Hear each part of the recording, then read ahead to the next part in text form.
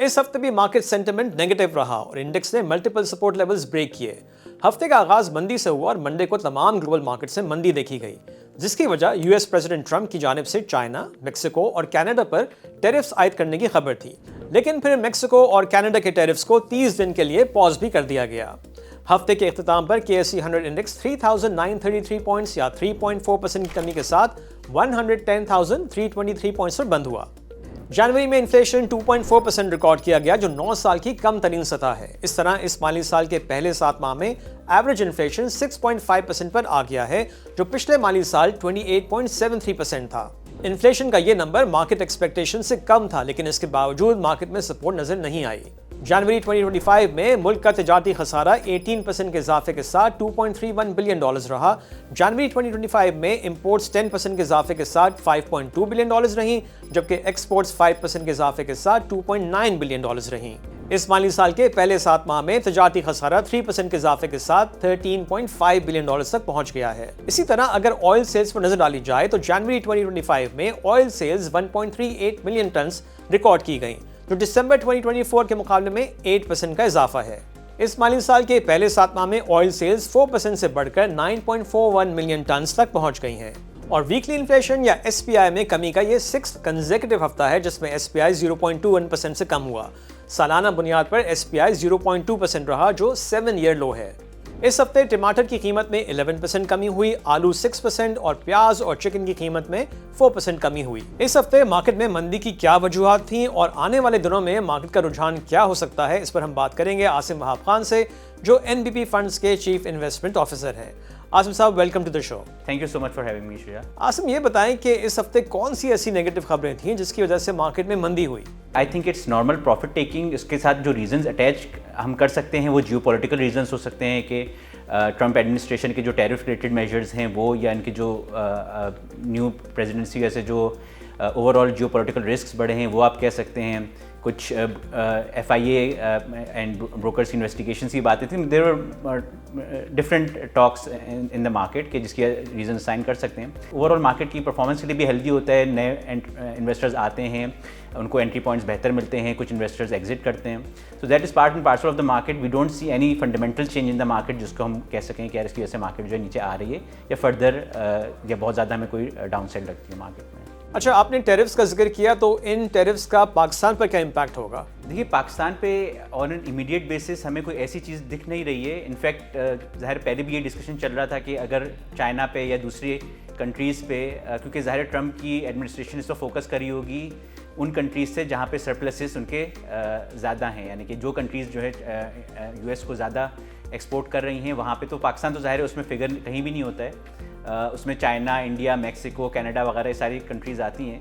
तो ज़ाहिर है अगर वहाँ पे टैरिफ्स लगते हैं इन द इनिशियल स्टेज, तो उसका इनडायरेक्ट तो पाकिस्तान बेनिफिशियरी हो भी सकता है कि शायद पाकिस्तान के पास कोई ऑप्शंस अवेलेबल हो जाएं एक्सपोर्ट करने के US को।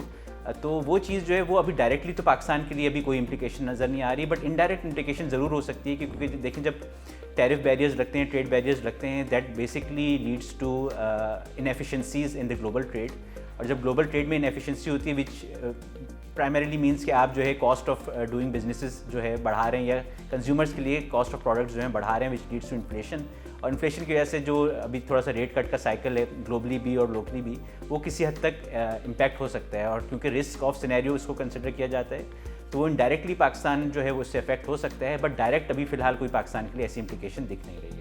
अच्छा आसिम, जैसा कि आप कह रहे हैं कि मार्केट में प्रॉफिट टेकिंग है, तो इसमें हमने देखा है कुछ ब्लू चिप स्टॉक्स अपने रीसेंट हाई से अराउंड 20% और मोर नीचे आ गए हैं, लेकिन फिर भी उनमें कोई खास सपोर्ट नज़र नहीं आ रही। इसकी क्या वजह हो सकती है? कुछ 3-4 ऐसे इंस्टेंसेस हैं जैसे करेक्शंस पहले आ चुकी हैं, उसमें अक्रॉस द बोर्ड, यानी कहीं ब्लू चिप स्टॉक्स करेक्ट करते हैं, कहीं साइड स्टॉक्स करेक्ट करते हैं। ऑब्वियस बात होती है कि जो ब्लू चिप स्टॉक्स होते हैं अगर वो करेक्ट करते हैं तो थोड़ा सा उसका इंडेक्स ज़्यादा इम्पैक्ट लेता है। बट इस बार जो हमने करेक्शन देखी तो उसमें हमने एनर्जी चेन में थोड़ी सी ज़्यादा करेक्शन देखी, लेकिन वी फील के एनर्जी चेन की थीम जो है वो अपनी जगह इंटैक्ट है। तो आज भी यानी कि कुछ energy stock related positive news flow भी था।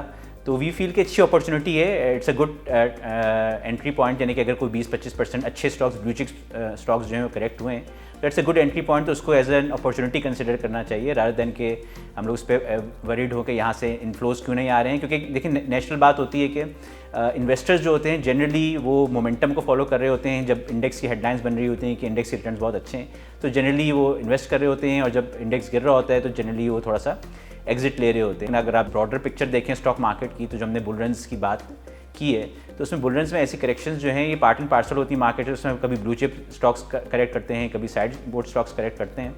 बट जहाँ पे मैंने पहले मेंशन किया था कि फंडामेंटल अगर इंटैक्ट हैं तो वहाँ अच्छी अपॉर्चुनिटी होती है फिर उन स्टॉक्स को एक्यूमुलेट करने की। जी ब्लू चिप स्टॉक्स जो हैं इनकी आउटलुक जो है हमारा ख्याल है कि काफ़ी अच्छी है, इनके कैश फ्लोज भी इंप्रूव हो रहे हैं, पे आउट्स भी आगे जाके इंप्रूव होंगे, और फर्दर काफ़ी सारी यानी कि शॉर्ट टर्म ट्रिगर्स भी मौजूद हैं। फॉर एग्जांपल ENP जो थर्ड पार्टी गैस सेल्स की पॉलिसी है वो भी अप्रूव हुई है। फिर इसके बाद जो है वो रेकोटिक की भी साइड पे पॉजिटिव खबरें हैं, that can be A game changer for Pakistan. तो ये सारी चीज़ें जो हैं ये पॉजिटिव हैं। तो ओवरऑल आउटलुक जो है यानी कि हम तो ये सजेस्ट करेंगे कि जहाँ पे स्टॉक्स करेक्ट करते हैं तो यहाँ पे इनमें अगर आपके जैसे आपने मेंशन किया कि 20-25% करेक्शंस हुई हैं तो अच्छा एंट्री पॉइंट जो है इन स्टॉक्स के लिए हो सकता है ये। अच्छा आसिम, ये बताएं कि क्या हम अपकमिंग IMF रिव्यू बासानी क्लियर कर लेंगे? देखिए IMF रिव्यू अगर आप नंबर्स पे बात करें, न्यूमेरिकल्स पे बात करें, या जो हमारे क्वांटिटेटिव टारगेट्स हैं उसके बात करें तो जनरली वी फील कि इस बार के जो हमारा IMF रिव्यू है इसमें quantitative targets, majority of those targets जो है हमने अचीव कर लिए हैं। ठीक है, एक साइड पर टैक्सेशन की ज़रूर शॉर्टफॉल है, but at the same time देखिए हमने मेजर्स भी ऐसे लिए हैं, और वंस यानी कि ऐसे मेजर्स लिए जो शायद इससे पहले कभी नहीं गए थे। फॉर एग्जांपल एग्रीकल्चर को टैक्स करना, या होलसेल रिटेल को टारगेट करना टैक्स करने के लिए, या रियल एस्टेट को टैक्स एम्बिट में लेकर आना।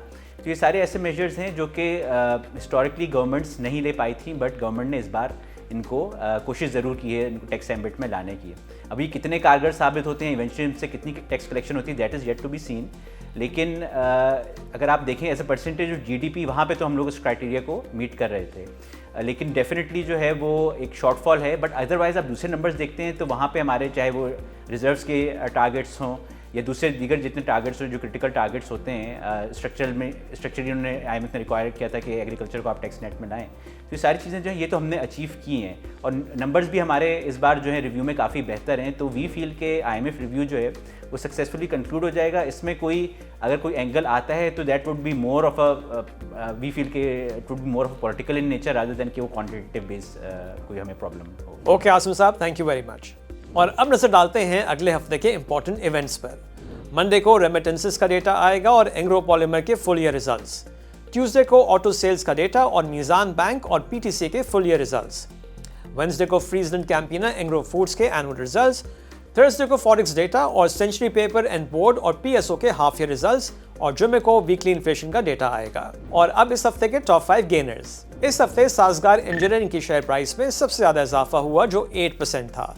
आदमजी इंश्योरेंस की शेयर प्राइस में 6.4% इजाफा हुआ। निशात पावर 5.3%। मुगल स्टील की शेयर प्राइस में 4.7% इजाफा हुआ, और इंटरनेशनल इंडस्ट्रीज की शेयर प्राइस में इस हफ्ते 3.6% का इजाफा हुआ। और अब इस हफ्ते के टॉप 5 लूजर्स। इस हफ्ते सबसे ज्यादा कमी एंग्रो होल्डिंग्स की शेयर प्राइस में हुई और ये 9.6% नीचे रहा। मिलर ट्रैक्टर्स 8.8%, PTC की शेयर प्राइस में 7.8% कमी हुई। एटलस होंडा 7.4%, और PSO की शेयर प्राइस में इस हफ्ते 7% की कमी हुई। और अब नजर डालते हैं इस हफ्ते के कुछ इंपॉर्टेंट कॉर्पोरेट रिजल्ट्स पर। MCB बैंक ने फोर्थ क्वार्टर में कंसोलिडेटेड बेसिस पर ₹8.87 की अर्निंग्स पर शेयर डिक्लेयर की, जो सालाना बुनियाद पर 38% कम है। इस तरह फुल ईयर की EPS ₹53.35 बनती है, जो 3% कम है। MCB बैंक ने ₹9 का डिविडेंड अनाउंस किया, और इस तरह फुल ईयर का डिविडेंड ₹36 बनता है। MCB बैंक की नेट इंटरेस्ट इनकम 15% कमी के साथ ₹39.5 बिलियन रही, जिसकी बुनियादी वजह स्टेट बैंक की ADR रिक्वायरमेंट पूरा करने के लिए सस्ते कर्जे देना थी। कोर एडमिन एक्सपेंसेस ₹20.46 बिलियन रहे, जो सालाना बुनियाद पर 23% का इजाफा है। फोर्थ क्वार्टर में MCB का इफेक्टिव टैक्स रेट 61% रहा, जो थर्ड क्वार्टर में 49% था, और इसकी वजह इजाफी 5% कॉर्पोरेट टैक्स है जो बैंक्स पर आयद किया गया था। एंग्रो फर्टिलाइजर की बोर्ड मीटिंग जुमे को थी, लेकिन दिन खत्म होने तक मीटिंग जारी थी, और अब कंपनी के रिजल्ट्स पीर की सुबह को अनाउंस किए जाएंगे। और ये था इस हफ्ते का stock watch. Have a nice weekend. खुदा हाफिज।